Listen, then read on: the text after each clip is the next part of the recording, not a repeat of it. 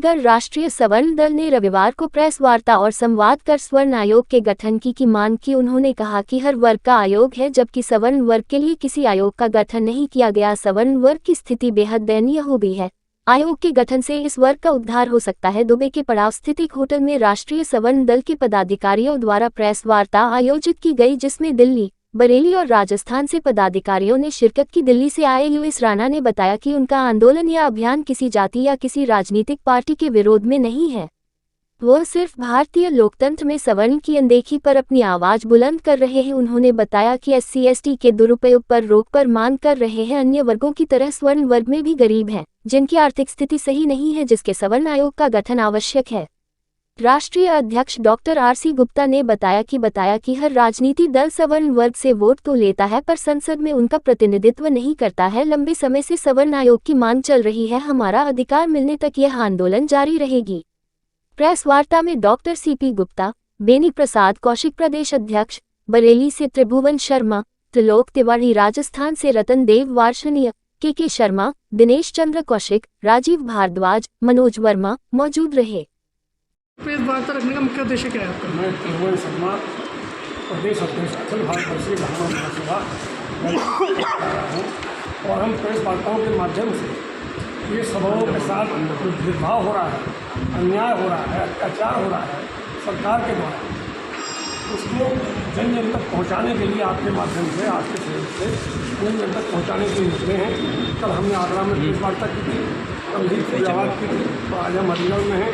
इसलिए पूरे प्रदेश में जाकर ये लोकतंत्र में जब ये गारंटी है इस बात की कि देश के नागरिकों के साथ जाति, भाषा, धर्म, लिंग के बिना समान भेदभाव न किया जाए, उसके बाद भी हर स्तर पर, शिक्षा में भी, राजनीति में भी, न्याय में भी, प्रमोशन में भी बराबर भेदभाव किया जाए। ये भेदभाव समाप्त हो, ये हमारी मांग है।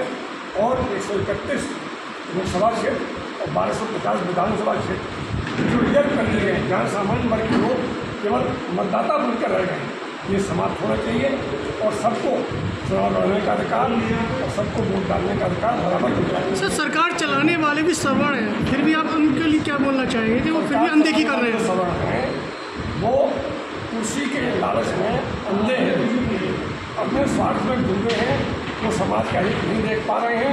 इस देश से प्रतिभा का पलायन हो रहा है, प्रतिभा की हत्या हो रही है और अयोग्यता को आरक्षण की आड़ बढ़ावा दिया जा रहा है। फर्जी केसों में दुष्मन तिवारी जैसे लोग 20-20 साल तक जेल काट के आ रहे हैं। सत्ता द्विवेदी जैसी बहनें, बेटियां आत्महत्याएँ कर रही हैं। तो हम ये चाहते हैं। सर, मौजूदा सरकार का नारा सबका साथ सबका विकास, उसमें आप क्या कहेंगे? मोदी जी का ये खोखला नारा है सबका साथ सबके विकास का, इसमें कोई दम नहीं है। अभी उन्होंने एक पृथ्वी एक परिवार का नया नारा दिया, तो तरह तरह के नारे देते हैं। उन नारों का जमीनी हकीकत से कोई वास्ता नहीं है। जहाँ चारों तरफ भेदभाव है, वहाँ भारत खुद उसके जबकि वो G20 के अध्यक्ष है भारत, और बाहर एक पृथ्वी एक परिवार का नारा देना, ये केवल खोखला नारा है, उसमें कोई दम नहीं। ठीक है सर, मुख्य संदर्भ क्या है? मेरा नाम यूएस राणा है, मैं दिल्ली से हूँ। मेरे साथ पंडित त्रिभुवन शर्मा हैं, बरेली से हैं, और डॉक्टर CP गुप्ता अलीगढ़ से हैं। हम लोगों का आज प्रेस कॉन्फ्रेंस बुलाने का एक ही मकसद है, जो हमने बिंदुवार बैनर पर भी लिख रखा है, और आप लोगों को भी हम बता दें कि हम लोग एक वर्ग विशेष की, जिसे सामान्य वर्ग कहा जाता है, और मैं उसे संवैधानिक अछूत वर्ग बोलता हूँ, क्योंकि संविधान में जिस तरह से हमारे इस विशेष वर्ग को, जिसका आज़ादी से लेकर आज तक देशभक्ति में एक बड़ा योगदान है, उसको संवैधानिक अछूत के नाम पर उसको सुविधाओं से वंचित कर दिया गया है।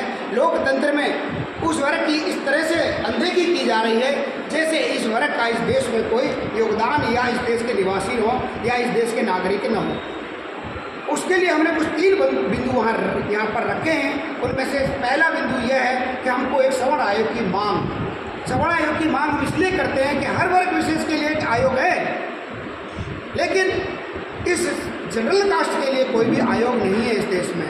हम स्टेट लेवल पर और सेंट्रल लेवल पर एक आयोग की मांग करते हैं सरकार से, और ये कहते हैं कि जिस तरह से हमारे पास सरकारी सुविधाओं से हमारे बच्चे वंचित रह जाते हैं, उस आवाज़ को उस प्लेटफार्म पर उठाने के लिए हम एक सवर्ण आयोग की मांग करते हैं। दूसरा, हम जो है सर्वाधिक जो पीड़ित हमारे बच्चे हैं वो झूठे मुकदमे जो दलित एक्ट के तहत हमारे बच्चों को फंसाने का काम होता है, सरकार ने सुप्रीम कोर्ट का फैसला पलट करके जो संविधान में संशोधन करके 18A लगाया, उस पर भी हमारा विरोध है। हम कहते हैं कि इस एक्ट को तुरंत प्रभाव से हटाया जाए ताकि झूठे मुकदमों से हमारे बच्चों को बचाया जा सके।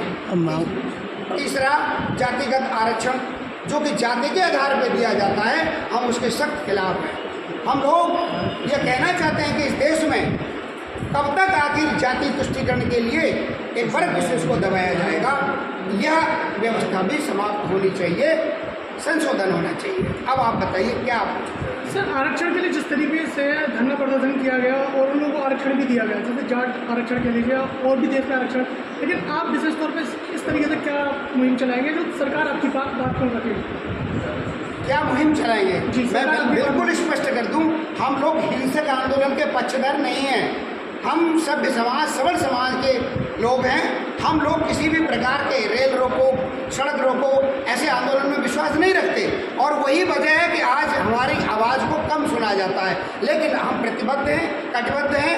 हम इस आंदोलन को, इस मुहिम को अगर हो सका तो हर तरह से सरकार तक पहुंचाने का प्रयास करेंगे और उसमें हमारी भावी पीढ़ी भी हमारे साथ होगी।